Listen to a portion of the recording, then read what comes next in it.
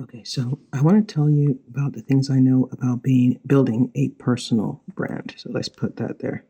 So we've got to ask ourselves, first of all, what is a personal brand? How do you build it and how can it help me? And then we can go on from there. So, all right. So what is a personal brand? A personal brand looks at reputation management, which breaks down to how people perceive you.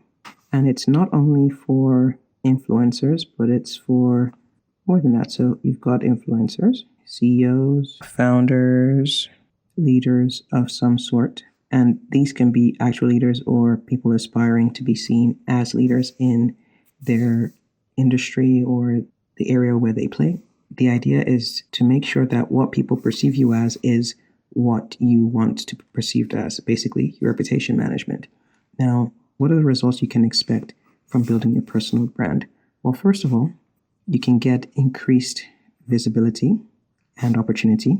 And this has to do with people knowing who you are and then you having opportunities come back to you. They call this the inbound effect. So rather than you going out to look for opportunities, you'll often find that when you're known for a specific skill or you become the go-to person, for example, let's say for cloud security, recruiters and partners will find you through search and recommendations rather than you having to go look for opportunities. Those opportunities can find you. And so with that, you can access the hidden job market. And then beyond that, you basically have higher earning potential because you are showing to people that, okay, you are somebody worth working with because you have desirable skills and you've been able to demonstrate it compared to somebody who hasn't been able to demonstrate it. And so you are a less risky hire for the person who's choosing to hire you than somebody else would be. But beyond that, we also have other benefits or results from building a personal brand. You've got your built-in trust and credibility.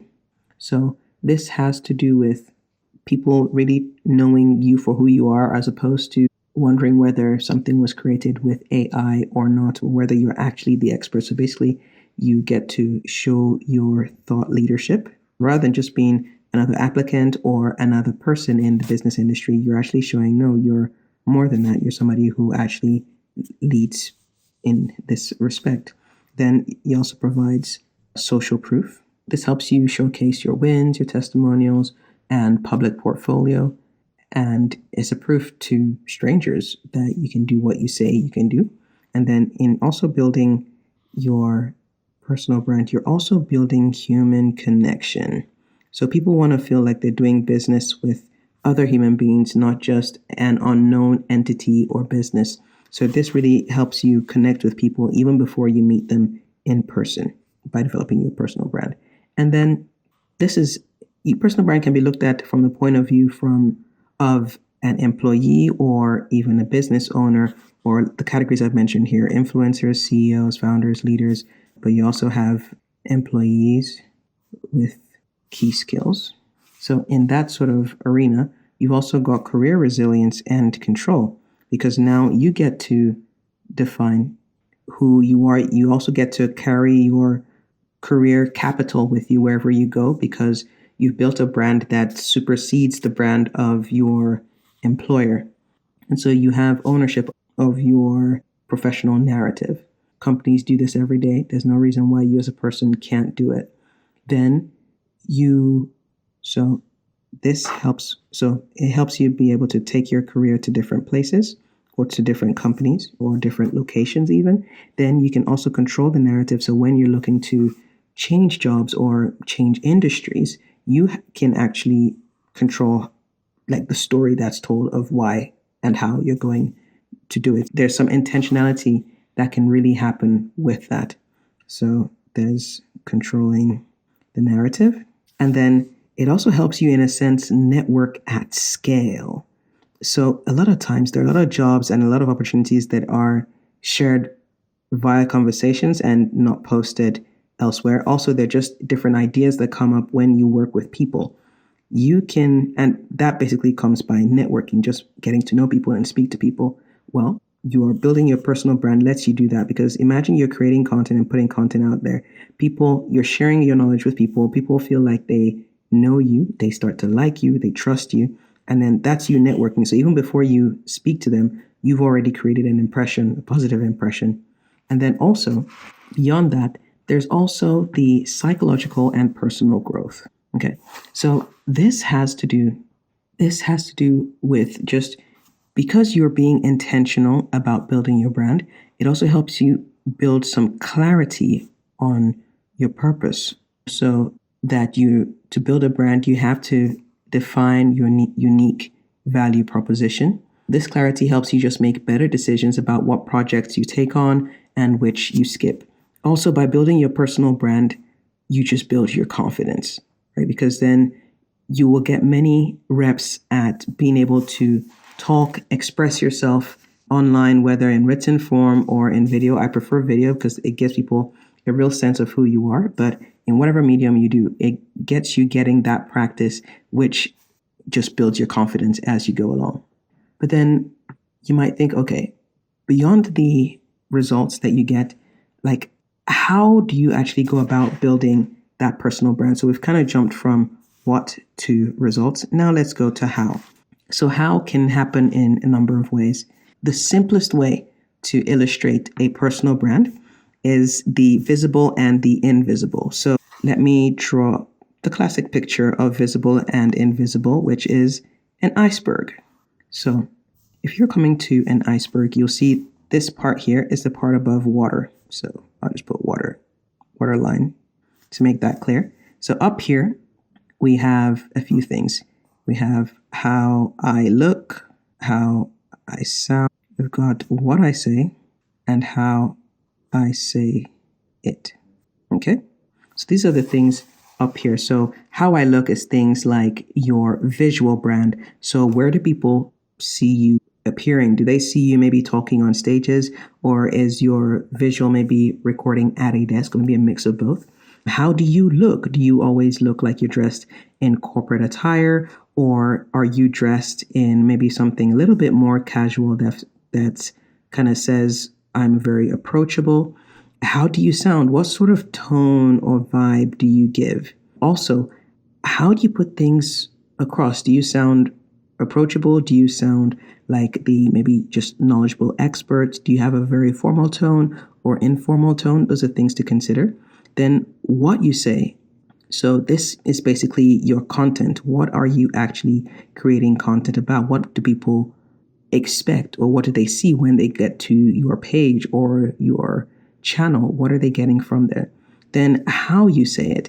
That can be a number of things. It can be the medium or channel that you use to communicate, but it also includes things like the way you decide to put forward information. Are you teaching? Are you coming alongside as a coach or maybe somebody who's a guide? And do you explain things in a way that make it so easy to understand, or is your content targeting a particular audience and so you speak the language of that audience rather than a general language? Those are things that make up the visible parts, right? So these are the visible parts. But then under here, we have the invisible. But these parts here, the invisible part, actually goes ahead to support the visible part. So what goes under the invisible part? We've got things like your expertise. No matter how well packaged you are on the visibility front, if you don't have the things in the invisible areas, you're going to struggle with building your personal brand. And sometimes it might be worth actually going ahead to work on the invisible such that when you bring the visible, everything just clicks together. So what's in your invisible bag, in a sense, or the invisible part of the iceberg? So first of all, we've got your expertise. So this is what. Then we have the evidence. So these are things that show that you are credible. So basically, why should people believe you? Okay. Besides that, you also have the audience. So who are you speaking to? Many times we think, oh, maybe my message is for everybody, but actually maybe it's not. Maybe it's for a certain type of people. You can separate people based on demographics like age, life stage. It could also be different things. But the idea is ask yourself, who am I speaking to? For those with YouTube channels, you can get basic demographic information by looking at your analytics, and it will tell you maybe the age range of people you speak to, maybe topics that they search for, and maybe the gender as well. So you have a rough idea of the kind of people who come across your channel, come across your content, and then that could give you an idea of how to create content that really speaks to them.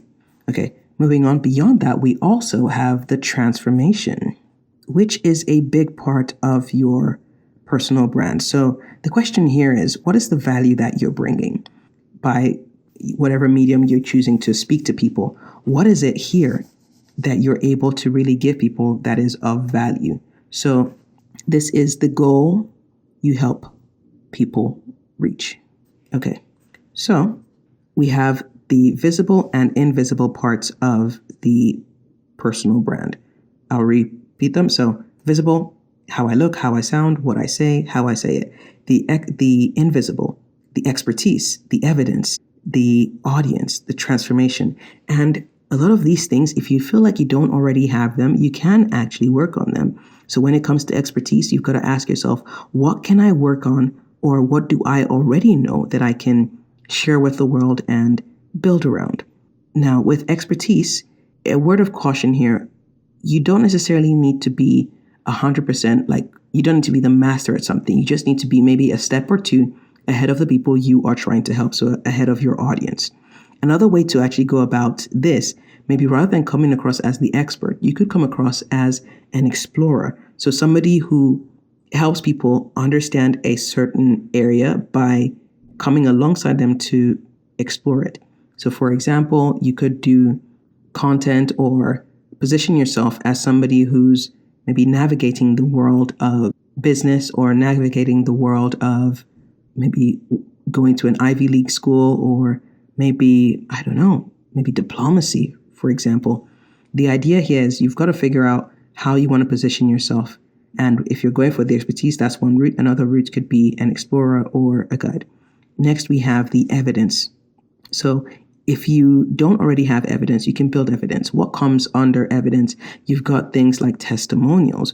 You've got your track record. You've got the things you've posted previously about as well, and the ways you've shown your knowledge about something. So that all fits into evidence. Then we have audience. Who are you speaking to? Some of this may be intentional in that you're choosing who you're speaking to. So you think of a persona and then you target that persona, mention the things that would be relevant to them so that they know that you are talking to them.